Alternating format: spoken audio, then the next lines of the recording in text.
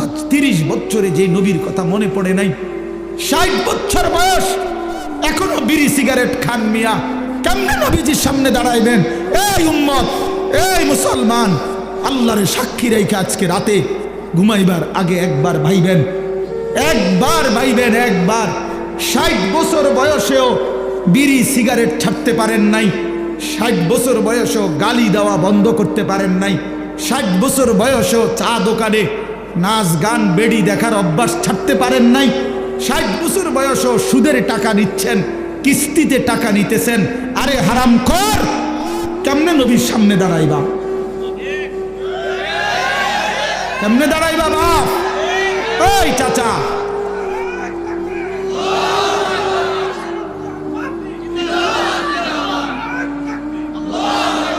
কেমনে দাঁড়াইবা বাপ? কেমনে দাঁড়াইবা? চাচা কেমনে দাঁড়াইবেন? কি মনে করছেন সুপারিশ? হাসরের ময়দানে নবীর সুপারিশ কি মামুর বাড়ি নাকি? এটা সাহাবন মনে করছেন আপনি? হ্যাঁ, আপনি কি ভাবছেন এটা? আপনি বিড়ি খাইতে খাইতে বেহেশতে যাবেন গা? হ্যাঁ, আপনি সুদ খাইতে খাইতে বেহেশতে যাবেন গা? আপনি কিস্তি উড়াইতে উড়াইতে বেহেশতে যাবেন গা? খামখেয়ালি মনে করছেন এটা? আখেরাত খামখেয়ালি? খোদার কসম, কোরআন শরীফে আছে ১৬ লক্ষ আম্বিয়া আদম থেকে নবী মুহাম্মদ সাল্লাল্লাহু আলাইহি সাল্লাম পর্যন্ত হাসরের ময়দানের ভয়ে দিবা নিশি কাঁদছে। এমন কোন নবী নাই, এমন কোন নবী নাই হাসরের ময়দানে কাঁদছে, হাসরের ময়দানের ভয়ে কাঁদে নাই। এমন কোন সাহাবী নাই যারা হাসরের ময়দানের ভয়ে কাঁদে নাই। এমন কোন আউলিয়া নাই যারা হাসরের ময়দানের ভয়ে কাঁদে নাই। নালে আউলিয়া কেরাম কাঁদছে কি লেগে? বাতের লেগে, চিরা বই বনের লেগে কাঁদছে কিসের জন্য? আল্লাহ হাসরের ময়দানে মাফ করে দিয়েন, আখেরাতে মাফ করে দিয়েন, কবরের আযাব মাফ করে দিয়েন, এই জন্য কাঁদে নাই। তো ওনারা কাঁদলেন কেন? ওনারা কাঁদলেন কেন? 24 ঘন্টা নেক আমল করার পরেও 5 ওয়াক্ত নামাজ পড়লেন, হালাল হারাম বাইসা চললেন, বউ বাচ্চারে পর্দা পুশিদায় রাখলেন। এত কিছুর পরেও সমস্ত আম্বিয়া কেন কাঁদলেন? সমস্ত সাহাবা কেন কাঁদলেন? সমস্ত আউলিয়ায় বুজুর্গানে দিন কেন কাঁদেন? কেন কাঁদেন আপনি বুঝেন না? হাসরের ময়দান খামখেয়ালি? কথা বলেন না কেন? ওনারা কাঁদে আমল করার পরে, আর এবড়া সাদওয়ানে বইয়া বইয়া গপ মারে, এবড়া লম্বা লম্বা কথা কয় সাদওয়ানে, অমুকের ইমান নাই, তমুকের আকিদা বালা নাই, অমুকের। আরে বাপরে, সাদওয়ানে বইয়া বিড়ি খাইতে খাইতে কয় ভালো মানুষ তো নাই করতে না। না চাচা, ভালো মানুষ থাকবো করতে? ভালো মানুষের শেষ ব্যক্তি তো আমনি, পৃথিবীর সর্বশেষ ভালো ব্যক্তি তো আমনি। এই যে বিড়ি খাই না কাকু, আমনেই শেষ ভালো। এই আমনে আরি যে বেটার কাছে বিড়ির গন্ধে কাছে দাম যায় না, আমনে পৃথিবীর সর্বশেষ ভালো ব্যক্তি। কোনো কারণে পৃথিবীতে আমনে যদি মরে যান তো কিয়ামত সাথে সাথে ইসরাফিল ফু দিয়ালে, কারণ এরপরে আর ভালো মানুষ আসবে কোথায়? এবারেই তো শেষ, এবারেই তো সাদওয়ানে বইয়ে সিদ্ধান্ত দিয়ে দিছে ভালো মানুষ তো নাই। টেলিভিশন চায়, টেলিভিশনের দিকে তাকায় তাকায় কয় আস্তাগফিরুল্লাহ আস্তাগফিরুল্লাহ। কি তো কি শুরু হলো দেশটার মধ্যে? আমি বলছি একদিন রে চাচা, আপনি যেটি চাইতে আছেন এটি শুরু হয়েছে। কি শুরু হয়েছে মানে? নাটক শুরু হয়েছে, সিনেমা শুরু হয়েছে, আর বেডির নাচ শুরু হয়েছে, আর কি তা? এটা নিয়ে আস্তাগফিরুল্লাহ, টেলিভিশনের দিকে চাইয়া চাইয়া নিয়ে আস্তাগফিরুল্লাহ।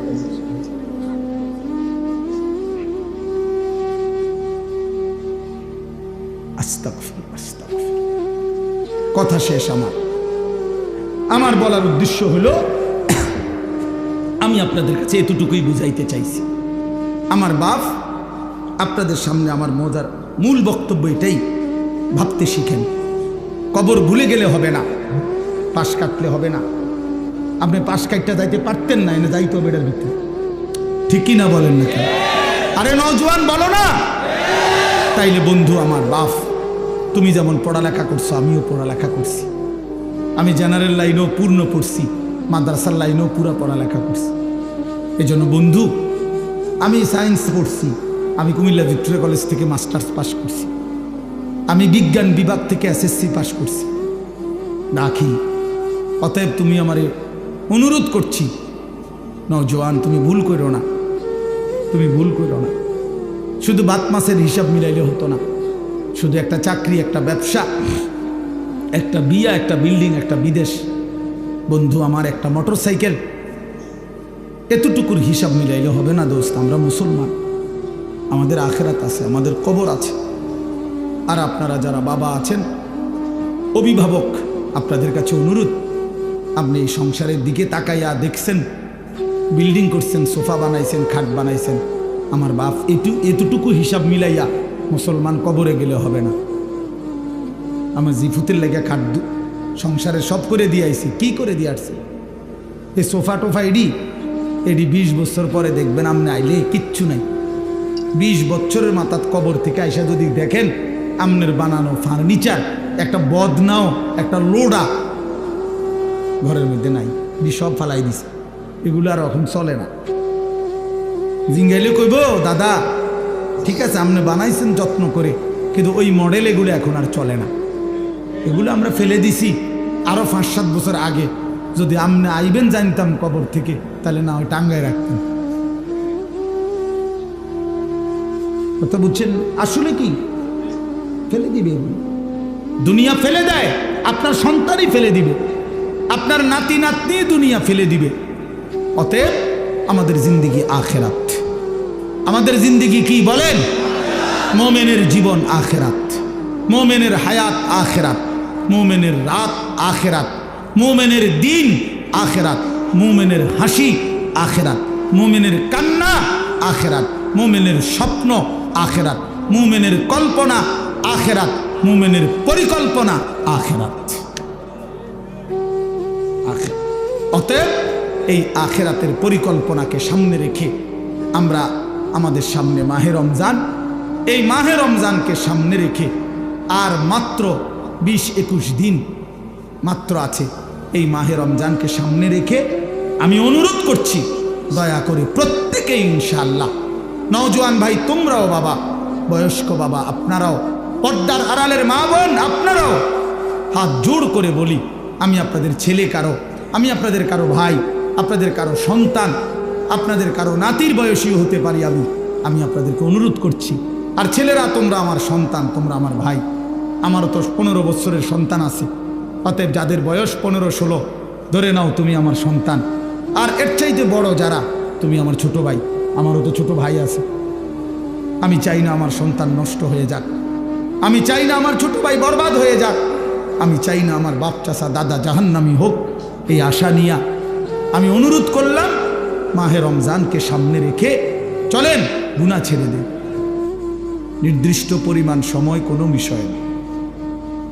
নবী সাল্লাল্লাহু আলাইহি ওয়াসাল্লাম বলছেন, বাল্লিগু আন্নি ওয়ালাউ আয়া, তার মানে একটি আয়াত, একটি বাক্য হলেও আমার কথা তোমরা পৌঁছিয়ে দাও, পরিমাণে কম হোক, তারপরও এই একটি কথাই তোমরা পৌঁছিয়ে দাও। হাদিসের মধ্যে আছে, হযরত আবু যর গিফারি রাদিয়াল্লাহু তাআলা আনহু তিনি বলতেন যে আল্লাহর কসম, তোমরা যদি আমার গর্দানের মধ্যে তলোয়ার রাখো এবং আমি যদি বুঝি তলোয়ার দিয়ে আমাকে কোপ দেওয়ার 1 মিনিট সময় বাকি, মানে কোপ দিতে দিতে আমি নবী সাল্লাল্লাহু আলাইহি সাল্লামের একটি বাক্য বলতে পারবো, যদি এটুকু সুযোগও আমি বুঝি, উনি বলেন আল্লাহর কসম আমি ওই মুহূর্তেও আমার রসুলের কথা বলে দেব, ওই মুহূর্তেও বলবে। এই ছিল সাহাবায়ে কেরামের হিম্মত, ফিকির। তাহলে এই জন্য বললাম, আল্লাহর কথা বলতে পারা এটা অনেক বড় সৌভাগ্য। আল্লাহ তাআলা প্রিয় ভাই মাওলানা ইসরাফিলকেও পুরা দেশবাসীকে সাথে রেখে, সামনে রেখে কথা বলার তৌফিক দান করেন। মুআজ্জাজ মুহতারাম হাজিরিন, আমি আপনাদের সামনে পবিত্র কোরআনুল কারীমের 2 নম্বর পারা, 2 নম্বর সূরা, সূরাটার নাম সূরায়ে বাকারা। এই সূরার 185 নম্বর আয়াত তেলাওয়াত করেছি। আয়াতের অংশ বিশেষ অর্থাৎ আয়াতটা একটু লম্বা, পুরা আয়াতটা পড়ি নাই, আয়াতের কিছু অংশ তেলাওয়াত করেছি। এই আয়াতটিকে সামনে রেখে মাহে রমজানকে উপলক্ষ করে সামান্য কিছু কথা।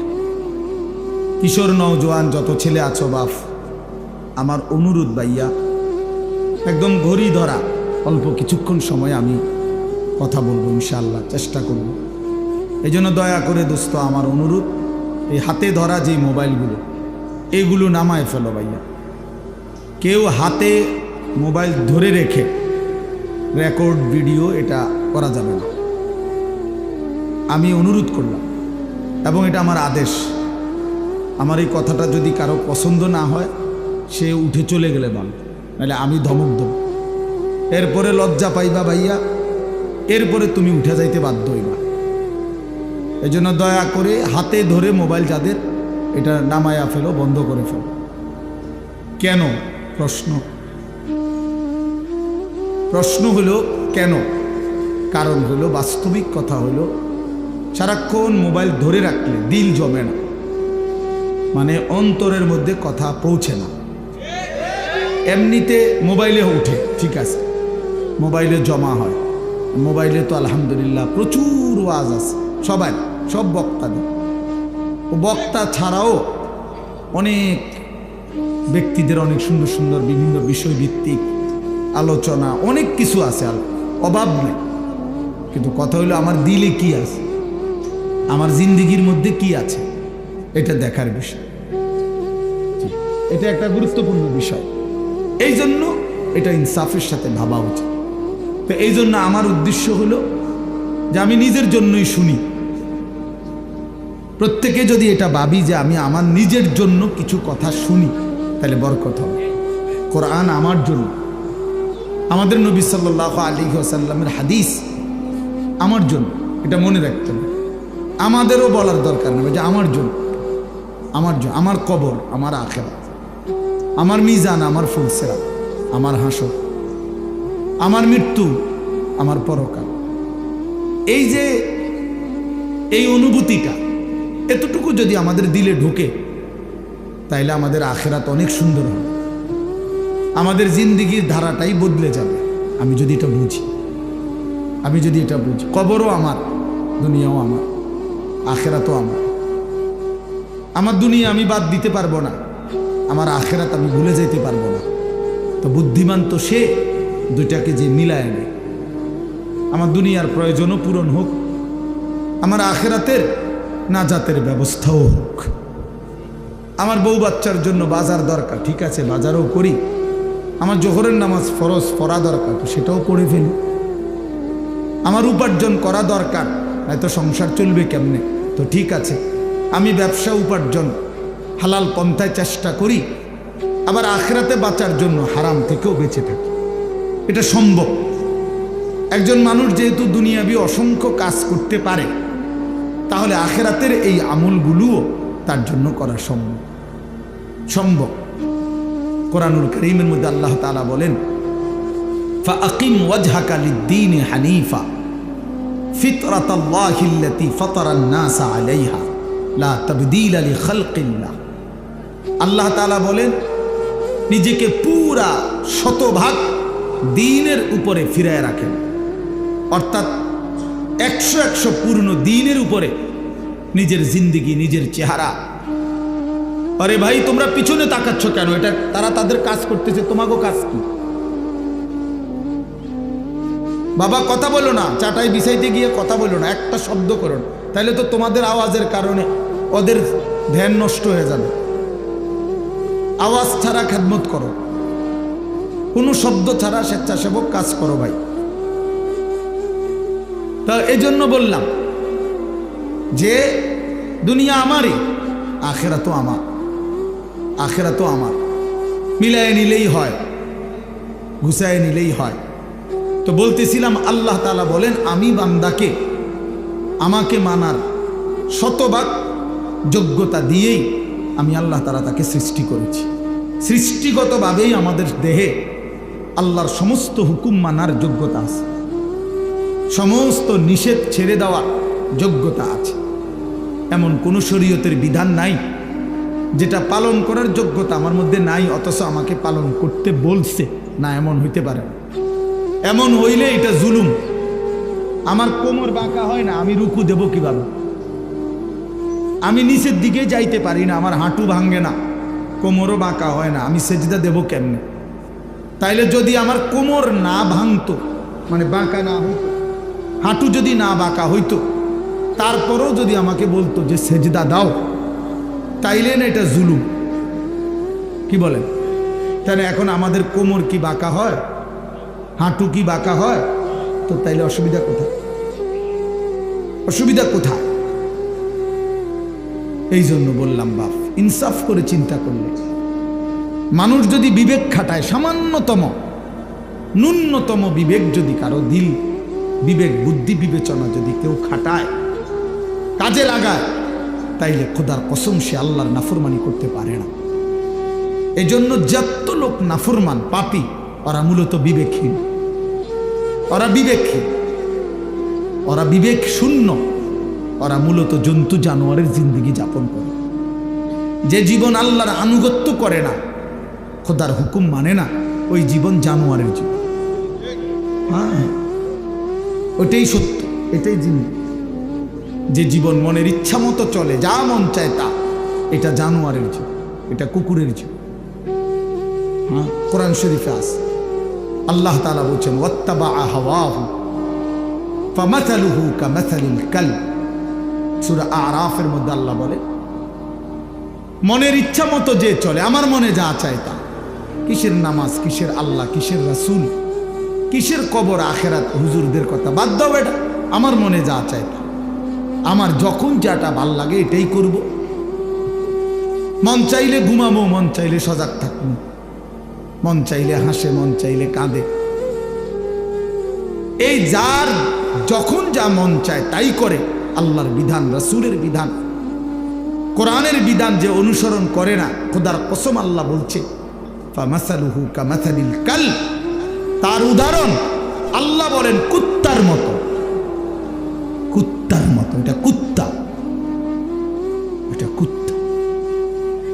কামাসালিল কালব অর্থ হলো কুত্তা, কালবুন অর্থ কুত্তা, কুকুর। অতএব যে জীবনে সেজদা নাই, ওই জীবন কুকুরের জীবন। মনে রাখো ছেলেরা, নিজের পরিচয় মিলাইয়া নিও, আত্মপরিচয় মিলাইয়া নিও। তুমি মানুষ না জানোয়ার, তোমার লোকে তুমি বুঝ করে নিও, অসুবিধা নেই। তোমার রাত তোমার কাছে, আমার রাত আমার কাছে, তোমার দিন তোমার কাছে, আমার দিন আমার কাছে, তুমি মিলাইয়া নিও। নিজের পরিচয় মিলাইয়া নেওয়া উচিত। আল্লাহ কোরআনে বলছে ফামাসালুহু কামাসালিল কালব। শাহওয়াত, মনের চাহিদা, কামনা, বাসনা, মনে যা চায় তাই যে করে, আল্লাহ বলেন এই জিন্দেগি কুকুরের জীবন। অতএব এরপরেও যদি কোনো লজ্জা কারো না হয়, তো কি করার আছে? কিছুই করার নেই। কেউ যদি বলে যে মনে মনে যে আমার কুত্তা কক আর শুকর কক, আমার সমস্যা না, আমি বেডি সামুই, হ্যাঁ, আমি নারী দেখবই, ছবি দেখবই, নর্তকী দেখবই, উলঙ্গ ছবি দেখবই আমি। এরপর বিনিময়ে আপনি আমার কুকুর বলেন আর শুকর বলেন, এটা আমার দেখা না। আমার শাহওয়াত, আমার মনের চাহিদা, আমার যা ইচ্ছা আমি তাই করব, ঠিক আছে, কোনো অসুবিধা নেই। কারো জন্য কেউ আটকায় না, কারো জন্য কেউ থেমে থাকে না, কারো জন্য, কারো মৃত্যুতে পৃথিবী থামে না, কারো জন্মেও পৃথিবী আটকায় না, কোনো সমস্যা নাই। কিন্তু দোস্ত আমার, আমরা প্রত্যেকেই আলাদা আলাদা নিজ নিজ কবরে ফিরে যাব, এটা মনে রাখতে হবে। আলাদা আলাদা নিজ নিজ কবরে ফিরে যাব আমরা। কাজেই একাকী হতেই হবে, একদিন একাকী আল্লাহ তাআলার মুখোমুখি হইতে হবে। সেদিন টের পাবেন, সেদিন টের পাবেন। কোরআন শরীফে আছে আলহাকুমুত তাকাসুর হাত্তা জুরতুমুল মাকাবির কাল্লা সাউফা তা'লামুন। আল্লাহ বলে, বান্দা দুনিয়ার নেশায় আখিরাত ভুলে গেলা, তো মনে রেখো একদিন কবরস্থানেই পৌঁছবা, আর সেদিন আমি আল্লাহ তোমাকে জানাবো আমার প্রতিটা নাফরমানির শাস্তি কি। আমি জানাবো বান্দা, আমি দেখাবো তোমারে, তুমি দেখবা বান্দা, আমি তোমাকে দেখাবো, আমি তোমাকে বুঝাবো। এজন্য দোস্ত, নওজোয়ান, প্রিয় সাথী, এটা মনে রেখো বাপ, আত্ম উপলব্ধি, আত্মপরিচয়, আত্মসম্মান, আত্মমর্যাদা অনেক বড় সম্পদ। এটা বুঝা যে আমি কে, আসলে আমি একজন মুসলমান, আমার বাবা মুসলমান, আমার মা মুসলমান, আমার বংশ মুসলমান, আমার গোটা মহল্লা মুসলমান, আমি ইমানদারের সন্তান, অথচ আমি এক ওয়াক্ত নামাজ পড়ল না 365 দিনে, খোদার এক বছরের কোনোদিন ফজরের নামাজ পড়ল না। এটা মুসলমানের বাচ্চা, এটা মানুষের বাচ্চা, এইটা জানোয়ার না তো জানোয়ারটা কেন? এ জানোয়ার না তো জানোয়ার কে তাইলে? কে জানোয়ার তাইলে? এইটা অসভ্য না তো অসভ্যটা কে? এটা না তো কে অসভ্য? তাইলে আল্লাহ কাকে বলছে কুত্তার মতো? কাকে আল্লাহ বলছে ইনহুম ইল্লা কাল আনআম? আল্লাহ বলছে মনের ইচ্ছা মতো যে চলে তার পরিচয় আর কিছুই নয়, শুধুই জানোয়ার, আনআম, চতুষ্প জন্তু। কাকে বলছে বাবা? এই মানুষ রূপী এই জানোয়ারদেরকে বলছে, যাদের জিন্দেগিতে সেজদা নাই, আল্লাহ নাই, আখেরাত নাই। কে মা, কে বাবা, কি ধর্ম, কে বানাইছেন, কিচ্ছুর খবর নাই। মোবাইল, নারী, ছবি, অশ্লীল দৃশ্য, অসৎ বন্ধুদের আড্ডা, হাসি ঠাট্টা, সারা রাত মোবাইলে উলঙ্গ ছবি দেখতেছে, সকাল 9টা 10টা পর্যন্ত ঘুমায় আছে। আহ, হায় হায়, এটা বুঝি কোনো জিন্দিগি হলো বাপ? মানুষের জিন্দিগি তো এরকম হওয়ার কথা না। এক চতুষ্প জন্তু, এক রাস্তার কুকুরও তো এতক্ষণ ঘুমায় থাকে না। এক চতুষ্প জন্তু, জানোয়ারও তো এমন হয় না। এই জন্য বাপ, এটা বোঝা উচিত। প্রিয় ভাই আমার, ছেলেরা আমার, কোনো একজনও যদি বুঝে থাকো তো তুমি মনে মনে হিসাব মিলাই, তোমার বন্ধুর লগে না, তুমি একা হিসাব মিলাইবা। আসলে আমি কে? কে আমাকে বানাইলেন? কেন বানাইলেন? আমি কোত্থেকে আসলাম? তিনি আমার কাছে যা চাচ্ছেন আমি তা করছি কিনা? আমি যা করছি আমার আল্লাহ তা চাচ্ছে কিনা? প্রতিদিন নিয়মিত যে মানুষগুলো মৃত্যুবরণ করে তারা কোথায় যায়? কে তাদেরকে নিয়ে যায়? কেউ তো মরতে চায় না, কিন্তু কেউ তো থাকতেও পারে না। কোন অদৃশ্য মালিক তাদেরকে নিয়ে যাচ্ছে। বন্ধু, এতটুকু বিবেক যদি না খাটাও, বাবাদেরকেও বলি, আপনিও যদি না খাটান, আখেরাত যদি না মিলান, কেমনে কবরে যাইবেন বাপ? কেমনে যাইবেন? খাট পালং আর সোফা ফার্নিচার বানাইয়া হিসাব মিলাই লেলেন, মানুষের দেখাইলেন খাট পালং সোফা, বিল্ডিং, দালান, টাইলস, জমি, গাড়ি। আহা বাবা, এগুলো কি মিলাইয়া গেল? এগুলো তো আপনার আগেও পৃথিবীতে ছিল, আপনার পরেও থাকবে এই পৃথিবীতে, কিন্তু আপনি কবরে কি নিয়ে যাচ্ছেন? আল্লাহ নবী সাল্লাল্লাহু আলাইহি ওয়াসাল্লাম বলছেন, ইয়াতবাউল মাইয়িতা সালাসাতুন, কোন মৃত ব্যক্তির সাথে, লাশের সাথে কবরস্থান পর্যন্ত 3 জিনিস যায়। আহলুহু ওয়া মালুহু ওয়া আমালুহু, তার পরিবারের সদস্যরা সাথে যায়। কিছু সম্পদ, মাল, এই যে লাশের একটা খাটিয়া, আগরবাতি, একটা কাপড়, ইত্যাদি ইত্যাদি ছোটোখাটো কিছু ঠুনকো মাল সামান্য, এগুলো সাথে যায়। আর ও আমালুহু, তার সারা জিন্দিগির আমল কর্মকাণ্ড, সেটাও তার সাথেই যায়। ফায়ারজিউ ইসনান ওয়া ইয়াবকা ওয়াহিদ, 2 জিনিস ফিরে আসে। এক, তার বংশধর, পরিবার, মহল্লাবাসী ফিরে আসে, এবং ওই খাট কাপড়গুলোও ফিরে আসে। আর শুধুমাত্র তার আমল, ভালো কিংবা মন্দ, ওইটাই তার কবরের সাথে থেকে যায়। এই জন্য দোস্ত, আমরা আমাদের 1 সেকেন্ড, 1 ঘন্টা, 1 মিনিট, একটা নিঃশ্বাস যেটা একবার পড়ছে, এটা আর কোনো দিন আমরা হিসাবের বাহিরে আড়াল করতে পারবো না। কোরআনুল কারীমের মধ্যে আল্লাহ বলছেন, লা ইউগাদিরু সাগীরাতান ওয়ালা কাবীরাতান ইল্লা আহসাহা। এই ফেরেশতারা ডান কাঁধে বাম কাঁধের ছোট থেকে ছোট, বড় থেকে বড় জীবনের প্রতিটা স্পন্দন, প্রতিটা নিঃশ্বাস পর্যন্ত আল্লাহর কসম আমলনামার মধ্যে উঠায় রাখছে। 24 ঘন্টার 1টা মিনিট বাবা, ছেলেরা সবাইকে বলি, আমাকেও বলি, আড়াল করার কোনো সুযোগ নাই, কোনো সুযোগ নাই বন্ধু। কোনো রাত, কোনো দিন, কোনো ঘন্টা, কোনো মিনিট, সেকেন্ড আর কোনো দিন আমার আড়াল করবার সুযোগ নাই আল্লাহর কাছ থেকে। এই জন্য আমরা যদি এটা না বুঝি বাবা, অনেক নওজোয়ান, তোমরা চেহারা সুরত দেখলে বোঝা যায় বাপ কতদিন হয় নামাজ পড়ো না। তোমার মালিকরে এমন ভুলা কেমনে ভুললা? কোন মার ঘরে জন্ম নিলা? কোন বাবার ঘরে বড় হইলা? বাপেরই বা এত বড় বেইজ্জতি কেমনে করলা? মারে এত বড় অপমান কেমনে করলা? মা তো পরিচয় দিছে মুসলমান, বাবাও তো জানে তুমি মুসলমান, তুমি নিজেও তো জানো তুমি মুসলমান। মুসলমান এমন হয়, মুসলমান এমন হয় যে 1 ওয়াক্ত নামাজ পড়তে মন চায় না, এটা মুসলমানের বাচ্চা। ঠিক মতো কখনোই পেশাব পায়খানা করে পাক পবিত্র শরীয়ত মতে হয় না, এটা মুসলমানের বাচ্চা।